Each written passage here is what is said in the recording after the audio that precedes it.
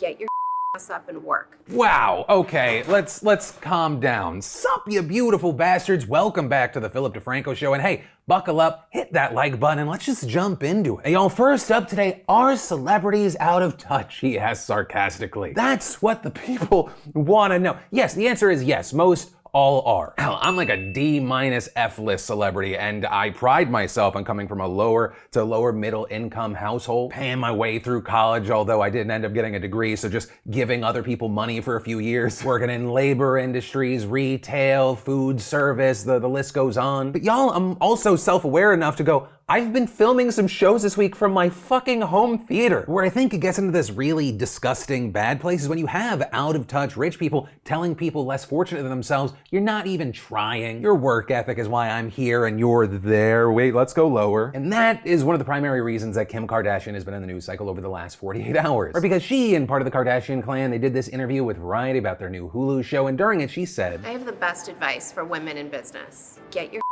up and work. It seems like nobody wants to work these days. That's so true. You have to surround yourself with people that want to work. Have a good work environment where everyone loves what they do because you have one life. No toxic work environments, and show up and do the work. And unsurprisingly, all of those remarks, or at least some of them, did not land well with a lot of people. Or some saying Kim isn't in the position to tell people that if they want to succeed, they should work since she was born into incredible wealth and benefited from it massively in her endeavors. Also arguing that most women probably work harder than Kim Kardashian every day, joking that she wouldn't last an hour in the food service industry. Others claiming her remarks are not just ignorant, but also hypocritical. Saying not Kim Kardashian, the woman who's being sued for her crypto scam, telling other women to get their ass up and work. And some pointing to headlines about her allegedly being sued by her staffers for not paying overtime and not giving breaks. And while Kim's representatives have denied wrongdoing and said that any potential issues stem from a third party, you still have people arguing that Kim wants people to work, but doesn't care if the people who work for her don't get their hard-earned money. With other people claiming they've actually worked for her, also speaking out, with some saying, I was an editor on the Kardashian apps in 2015 in LA, worked days, nights, and weekends, could only afford groceries from the 99 cents only store, called out sick more than once because I couldn't put gas in my car to get to the office and was reprimanded for freelancing on the side. Others even saying they worked for her for free. But ultimately, where I'm gonna end this first story is, my opinion is Kim Kardashian is only, she's 80% an asshole for this statement. The get off your fucking ass and work, no one seems to want to work mentality, especially from someone so fucking rich, especially based off of just having smart people around them. Fuck you, Kim. Like, I still think it's completely wrong what Kanye has done to you very publicly, and God knows what he's done and said privately. But in this specific avenue, you're speaking out of your ass. But two, there is actually a nugget of wisdom in this otherwise general assholishness. You have to surround yourself with people that want to work, and I'll add there, people that lift you up, people that keep you positive, maybe sometimes also keep you humble, because I do believe that it is a fact of life that you become the people that you keep around you. And so yes, that can extend to work ethic, but also people that believe in you, lift you up, they don't drag you down, and if they warn you about something, you can actually tell they care about you, and it's not because they just don't want to see you succeed more, or they just provide problems and no potential solutions, because that shit is death. So I would say take a look at who you keep around you, because internally, that's who you're saying, I'm worth having around. But yeah, that's the story, some of my opinion, and of course now I pass the question off to you. What are your thoughts about her statement, maybe even some of the things I've said? Anything and all, love to hear from you. And then let's talk about body image in the news, and part of the reason we're going through this door today is Sebastian Stan. And so for those that don't know, Sebastian Stan is in tons of Marvel films and shows as the Winter Soldier, so most of the time, like men in those movies, he has to bulk up for the part. But recently he played Tommy Lee in the Hulu series Pam and Tommy, and for that role he had to shed a lot of weight and be on the slimmer side. With him telling EW not only was the weight loss incredibly difficult, but adding, I was trying to lose weight and I still felt I didn't lose enough weight. And people were telling me I was crazy and going, you have body dysmorphia now, which I always did anyway. With him actually saying that having body dysmorphia is really just part of the job, given all he has to do to maintain his body for certain films. Adding, anybody that has a healthy physique to some extent has body dysmorphia, because once you're going into a peak, the best look possible, which by the way, I don't care what they say, unless there's like magic formulas out there, which there are, but some of us are not in that pocket, your body can only look at peak 100% for like maybe a week or something. At least how I've experienced it, and I mean diet and exercise and tanning and water and lighting and everything. And then you spend the rest of your time going, I'm not what I used to be, but it's all just in the head. And here's the thing, the issue of body image when it comes to this is very real and something that other actors have touched on, right? It's a topic we've touched on this show, right? There's no shortage of stories about female actresses being made to lose weight, told their bodies aren't good enough, held to dangerous and horrible double standards. But it's also a huge issue when it comes to men, and it feels like it might not be as common of a talking point, which I think is why it's so great that any man who has an audience that deals with these issues speaks out. It's part of the reason, I think a little over a year ago on one of my secondary channels, so it was seen by fewer people, I spoke out about having an eating disorder, and why why we've also seen the likes of, equally famous and important Channing Tatum speaking out, saying for a while he didn't want to do another Magic Mike movie because he didn't want to have to go through that process to get the Magic Mike body. It's hard to look like, even if you do work out, to be that kind of in shape is not natural. Do you have to eat like so well? Yeah, you have to. That's not even healthy. You have to starve yourself. Oh my God. I don't think when you're that lean, it's actually health is dangerous. It is. It's true. I don't know how people that work a 9 to 5 actually stay in shape because it's my full-time job and I can barely do it. You also had Richard Madden saying he's been told to lose weight and hit the gym. He's even had his fat rolls pinched and given tight costumes. And adding, we're projecting a very unrealistic body image. I find myself with actor friends after we've done a kind of barely eating, workout twice a day, no carbing thing for these scenes, looking at each other and going, we're just feeding the same shit that we're against. And it's also why I think it's important that you have the Rob McElhennys and Kumail Nanjianis of the world, even when they get ripped, saying this is not normal. The way that I want to close the story is the reason I'm sharing this isn't because I'm like, hey, have these feelings about these famous actors, but rather because the issue that a lot of these men are talking about extend to regular everyday people. Every day in so many different forms of media that we consume, we are just seeing an impossible standard. But the only question being attached to it is, okay, what kind of unrealistic is it, right? Unrealistic effort that everyday people can't do? Is it surgery being like showcased as effort? Is it, just your everyday Photoshop and the thumbnails? I'm like, take the bags out. And so of course this extends to everyone, but especially because it does feel like a less talked about topic. If you are a man that is suffering from this, know that you're not alone in it. You're not weak. You're not some outlier. This is real everyday shit that people are going through. And then, in case you need another reality TV series to hate watch, whether it's that you hate the content or even just yourself for watching it, Netflix has served up a new one called Byron Baes. Right? It's been described by some as an Australian Jersey Shore with models and Instagram influencers doing whatever it is they're doing in the small beach town of Byron Bay. Whereas Netflix explained it is a docu-soap following a feed of hot Instagrammers living their best lives, being their best selves, creating the best drama content, hashtag no filter, guaranteed. I want to slam my fucking head against a wall for reading that. We have fallen so far from the Lord's light. But the reason that we're talking about this today isn't just because it's just general regular garbage. The show premiered on Wednesday, eliciting a polarized response on social media with some hating it, others loving it despite hating it. But notably it sparked another controversy, which is why we're giving it any airtime whatsoever, namely the complete and utter revolt from the local Byron Bay residents, who absolutely do not want this show invading their town, right? Immediately after Netflix announced the series last spring, the community of around 10,000 people organized emergency meetings, petitions, and protests with 100 surfers doing a paddle out, which to a lot of outsiders like us sounds like nothing, but it's usually reserved for the death of a loved one. And in addition to some of the big complaints being that the show is tarnishing the reputation of Byron Bay, and others arguing that Netflix is exploiting the exotic aesthetics of spiritual healers and crystals while ignoring the town's cultural significance to the Aboriginal people who have actually lived there for over 22,000 years, is another big issue people are frustrated about is the already expensive housing market the show is now gentrifying. Right, last summer, the median house price spiked to around $1.8 million,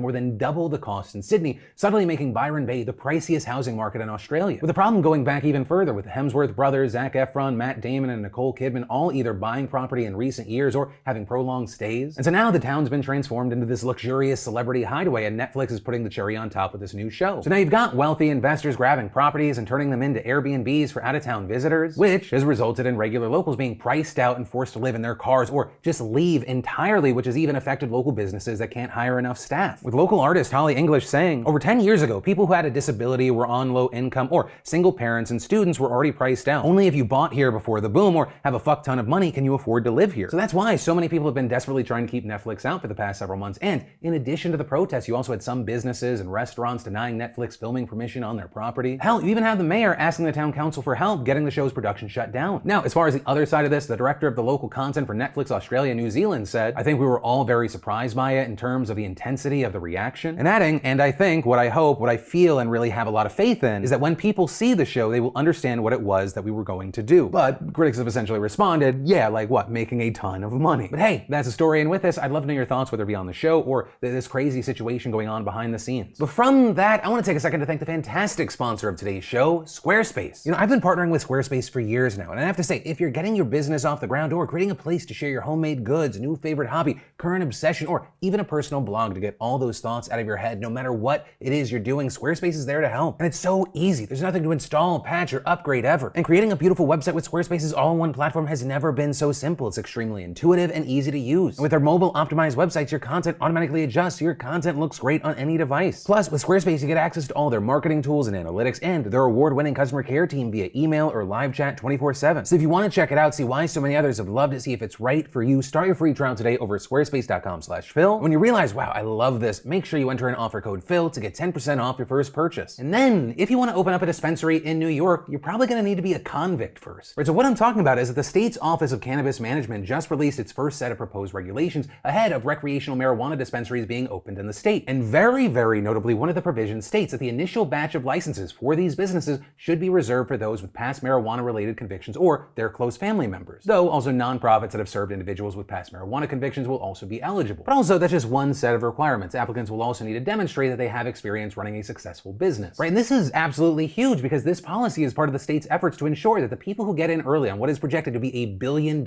industry are from the communities that were most impacted by the criminalization of marijuana and the war on drugs. Specifically, by baking these rules into law, officials are trying to prevent issues that other states saw with social equity when they enacted their legal marijuana laws. Right, in many places that enacted early weed laws like California and Washington, minority applicants as well as small mom and pop businesses often have a hard time competing with large corporate dispensary operations. Right, so you have these small guys that saw where everything was gonna go, they help break the ground, and then they just get fucked by these giant companies that can outdo everything they do. But also, this isn't the only area where New York aims to be more progressive here. The law that legalized possession and recreational use also mandated that half of all marijuana-related licenses, which includes those for farmers, must be earmarked for women, minorities, distressed farmers, veterans, as well as individuals who have lived in communities disproportionately impacted by the drug war. And beyond that, the state's governor has also proposed a plan that is likely to be passed by the legislature, which would create a $200 million fund to help licensees set up their businesses, including helping secure storefronts. Now granted, the cynic in my head is like, oh, well, big corporations are going to be able to exploit this still somehow. But I mean, speaking more generally, I personally love the idea of helping those who help break through this industry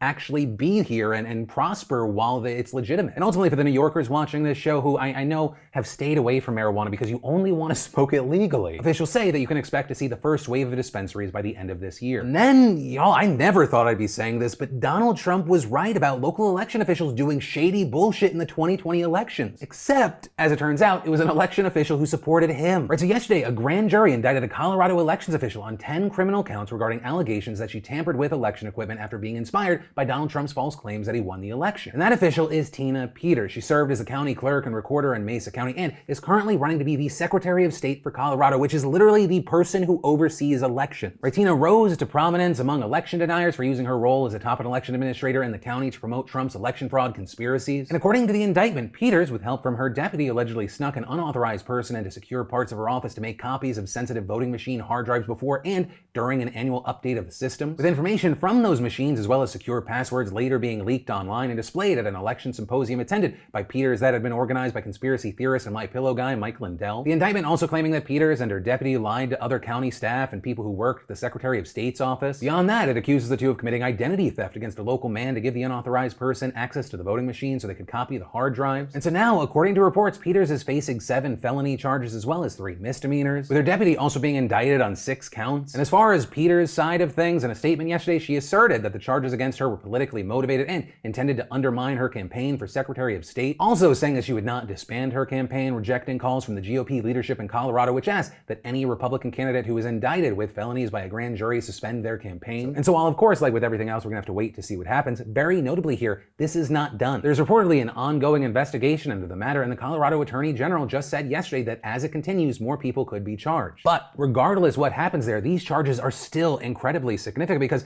experts say that Peters is now the first election official to be hit with criminal charges in regards to the conspiracy theories about the 2020 election. And then let's talk about Congress trying to do another thing. With yesterday, the House passing a massive $1.5 trillion spending bill to fund the government and prevent a shutdown when the current spending package runs out tomorrow at midnight. And the passage of this measure is a very big deal because it comes after months of negotiations and represents the first major government spending proposal of Biden's presidency. Now understand, this is a whopper of an omnibus bill, and we can't talk about everything that's in it, but I do want to highlight some of the key elements. Overall, the package was divided into 2 parts: a defense portion that would provide $782 billion for the military, and a non-defense portion that would allocate $730 billion for domestic programs. And very notably here, both areas were passed with broad bipartisan support, though the defense portion gained more Republican votes. So starting with the defense section, the most talked about provision included there was definitely the $13.6 billion in emergency aid set aside for Ukraine, more than double what the Biden administration had initially requested, with roughly half of that, or $6.5 billion, going to the Pentagon for military assistance like sending troops to the region or transferring defense equipment to Ukraine, and another $6.7 billion going towards humanitarian and economic assistance in the region to help both refugees who fled Ukraine and people who remained in the country. And in addition to a range of other defense spending priorities, Democrats were also able to secure funding for many notable domestic policies, with party leaders cheering the $46 billion increase in domestic spending in this year's package, which they said was the biggest in 4 years. This, among many other measures, including reauthorizing the Violence Against Women Act, expanding the maximum size of Pell Grants for undergrads with financial needs to $6,895 a year, a move that will help millions of students, allocating $12.6 billion for the IRS, providing $17.5 billion for high poverty K-12 schools, and $11 billion to Head Start, the federal program that promotes school readiness for low-income families, giving $26.9 billion for child nutrition programs, and setting aside $53.7 billion for the Department of Housing and Urban Development. Now, all that said, while there is a lot included in this bill, it's also very notable as far as what isn't. Where probably the most significant provision that was scrapped from the package was the $15.6 billion in pandemic aid, a figure that was already much lower than Biden's request of $22.5 billion, which his administration said was urgently needed for testing, therapeutics, vaccines, and more, with Republicans resisting spending any new money on COVID, prompting Democrats to agree that they would take funding from existing programs like the $7 billion that had already been set aside under the $1.9 trillion stimulus package before. But you did have other Democrats objecting to that, as did governors from both sides of the aisle, because their states are counting on that aid. But also, notably, House Democrats did introduce a standalone bill for that funding, but its future does remain uncertain in the Senate. But hey, when you have bipartisan support in the House, that usually means, hey, there is hope in the Senate. And so as far as what's going to happen with this omnibus package, we have to wait. It's headed to the Senate, which is expected to vote on the matter later this week. And of course, the last thing that we're going to talk about today, I want to talk about Ukraine before we go into our regular weekend break. So the biggest news right now is the confirmation that Russia targeted and hit a maternity ward yesterday in the besieged city of Mariupol, leading to at least 3 dead and 17 wounded. An attack that would be a clear violation of international law and a war crime, so it's not surprising that President Zelensky condemned the attack and said, a children's hospital, a maternity ward. How did they threaten the Russian Federation? What is this country, the Russian Federation, that is afraid of hospitals, maternity wards, and is destroying them? Hospitals and schools are destroyed, churches and ordinary buildings are destroyed, people are killed, children are killed. The aerial bombing of a children's hospital is the ultimate evidence that genocide of Ukrainians is happening. However, with this, you had Russian figures pushing back against that rhetoric, with Russian Foreign Minister Sergei Lavrov claiming today that the hospital was in fact a legitimate target because it was being used by the Azov battalion, which is a key claim there because it lines up with Russia's claims that they are denazifying Ukraine, as the battalion is one of the few neo-Nazi aligned groups that's been fighting in the Donbass region for years. But I do need to be clear here that there is essentially no proof that the Azov battalion was in this hospital, and Mariupol's mayor wasn't having any of Lavrov's lies, saying it's a total lie. Everything that was said, each word was absolutely not true, and also claiming that upwards of 1,200 civilians have died in Mariupol so far. And the thing is, it's far easier to believe him over Foreign Minister Lavrov when Russia has a history of leveling cities indiscriminately and even targeting hospitals. They did it in Grozny, which is a Russian city. They did it in Syria as well, and now in Ukraine. And these blatant, horrific attacks on civilians have unsurprisingly led to a lot of frustration from Zelensky, who again called for a no-fly zone to be implemented and tweeted out, direct strike of Russian troops at the maternity hospital. People, children are under the wreckage. Atrocity. How much longer will the world be an accomplice ignoring terror? Close the sky right now. Stop the killings. You have power, but you seem to be losing humanity. While Ukraine has suffered a ton of civilian casualty, American officials estimate Russians have lost 5,000 to 6,000 soldiers in the first 2 weeks of battle, and saying that standard battlefield math assumes 3 times as many wounded as killed, so that would put the number of wounded at 15,000 to 18,000. Also, moving on from the situation on the ground in Ukraine, I want to take a second to look at how people in Russia are doing, because while they're not having to deal with bombs being dropped on their apartments, their maternity wards,